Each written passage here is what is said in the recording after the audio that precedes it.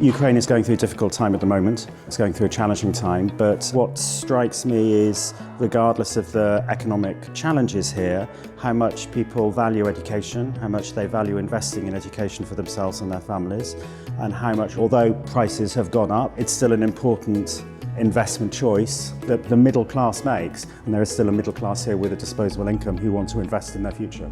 We run a language school here in Kyiv, as the British Council does in many cities around the world, and we are always full. Our student numbers are rising, not falling. If you look at the currency tables, the hryvnia rate may appear to be dropping. It really is not affecting our school enrolment figures. They all want to know what the fees are, but there's no huge intake of breath about it. I haven't been asked for scholarships, for example.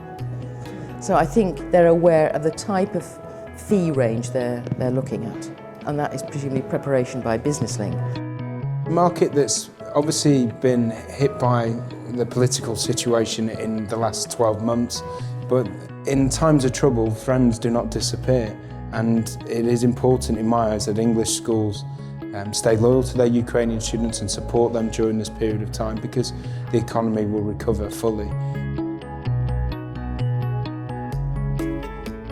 The actual conflict is in a very small part of Ukraine.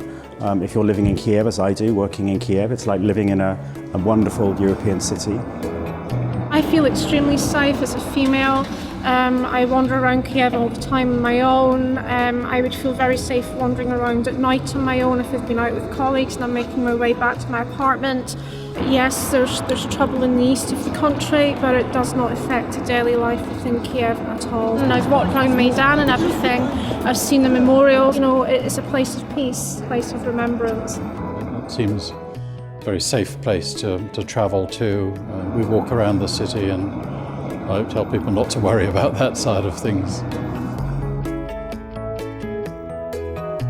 2016 is the year of English, and there's an enormous push from the government all the way down for people to learn foreign languages.